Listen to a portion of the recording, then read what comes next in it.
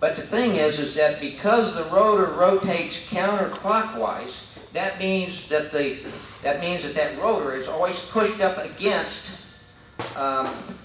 one stop in the counterclockwise position. So how do we get rid of that? Okay, here's the trick.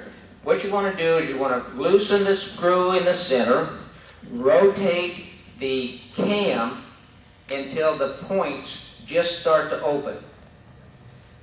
Now, tighten it up. So if you tighten it, you got to turn it clockwise. If you tighten the screw, it goes clockwise. Where it stops, that's the position that you want to measure from, because that's where it's going to ride when it's moving counterclockwise, because it's always pushing the cam. So open up rotate it counterclockwise, your cam, until the points just start to open. Then tighten it up. Now when you tighten it up, it's going to move a certain amount, depending on how much wear you got in the shaft and every place else. But when you tighten it up, you're actually forcing the cam in the position where it's going to ride when the engine is running, because it's rotating counterclockwise, so it's actually, you might say, it's pushing the cam. Okay, so that's what we're trying to achieve, is getting our timing set at that point. Okay, now, once you get that set at that point, you don't know really where your timing is yet, because you have just set it so the points just start to open, but then when you tighten it down, you've lost your adjustment. So what you do is, at this point, we can go to the other one. At this point, we're going to put a test light on it and see where we're at. And that's what we're going to use to establish our standard. I make up a simple test light that just 2 leads and just a dash light.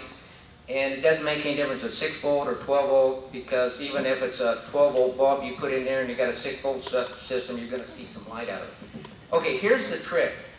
You put one of the leads on ground, and the other lead is going to go on the tip of the points, because what happens is when your points open, that's when you're going to have voltage at the tip of the points. You're going to have, let's say you got a 6 volt system. 6 volts is going to be at the tip of the points the minute they open. So if we put one lead at the tip of the points or on the spring, either one, as long as it's on the hot side, then when we turn the ignition on and the points are open, the light should come on. So the step to get to that point is to go ahead and, actually most of the time when you loosen the screw at the top, rotate the cam past the point to where they just opened, and then tighten it down. Now what you're going to do is you're going to turn the ignition key on, and you're going to take the slop out, it's already tightened down, the cam screw is. Going to rotate it counterclockwise and kind of get an idea of when the light comes on. If it comes on after you've moved it a little direction, then you're not at the right point, because the whole point is you want the light to come on when you just barely move the cam in a counterclockwise direction. Okay, here's how you check that out. Let's see, I think we need the next one, I believe. Let's see what it shows.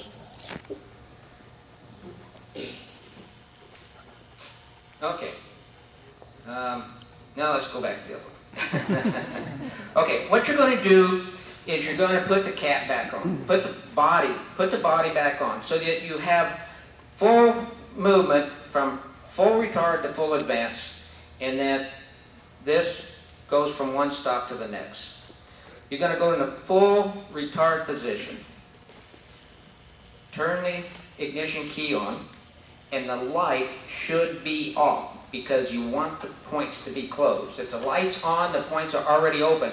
Then you have to go back in, loosen the screw, back it off just a little bit, tighten it down again until the light is off with it in the full retard position.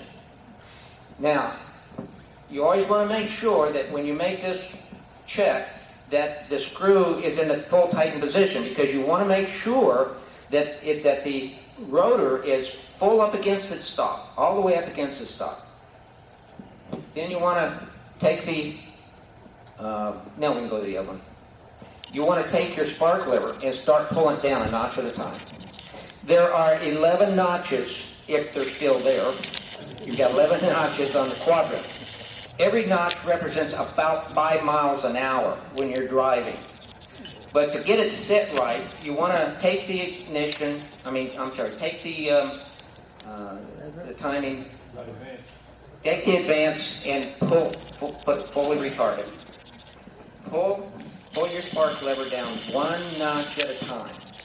At the first or second notch, the light should come on. That's where you want the points to open. Now, you're going to have to go back and forth and play with it. But the thing is that you tighten the screw down on the cam, and then you check it and see where it's at. If it comes on at the 4th or 5th notch, you're too retarded. You got to go back and readjust it again. You got to keep readjusting it but always make sure that where people make a mistake is they never realize that it has to be up against the stop. It has to be in the fully closed position on that screw, because that's where it's going to ride when you're running. If you make that adjustment so that it's off that stop, it's going to go back up against stop as soon as the car starts. So that's where that's the key right there, is to get it adjusted with it against the stop, bring it down so that the light comes on when you come down 1 or 2 notches. Then you're left with where you're going to drive the car. You'll always drive that car about halfway down. Now, if you're out on the road and you're wanting to do 50 miles an hour, then where are you going to set it?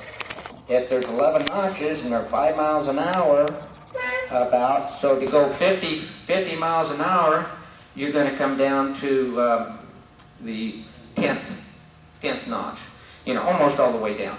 But most of the driving you have around town, you should be driving this thing about halfway down.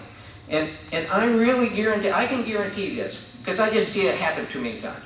If you time it this way, and if you drive your car at about halfway down, 5, 6 notches down, you'd be amazed how much more power. Because looking at the pistons again, what's happening is that you are firing at top dead center. Now, why do we have advance in it at all? Well, it's because it takes about 3 milliseconds for that flame to reach across the piston when it fires. There's 4,800 pounds of pressure put on that piston when it fires. That's typical pressure that is banging down on that piston. So if the piston's still on its way up when it fires, think what it's doing to the babbitt. Think what it's doing to losing power. That's why I found that with this process, you'd be amazed at how much more power you will gain if you were running too far advanced. Now, why do we have advanced? Because it's a factor of speed, of RPM. So the faster you go, you have to fire that a little bit quicker, a little bit sooner, because it takes about 3 milliseconds for that fire to go across the piston. So the faster you go, the more advanced you have, the more it's a timing thing. It's timing it so that when that piston does get to the top, it's going to give you the full power stroke and give you the most efficient power that you can have to run that engine with. So that's what I wanted to talk to you about today, primarily on this timing, is how important it is, and show you the effects of how detrimental it is if it's not set right. You got, like I said, 4,000 pounds coming down on that piston, and you certainly don't want that piston still on its upward movement when it fires. So, are there any questions on that?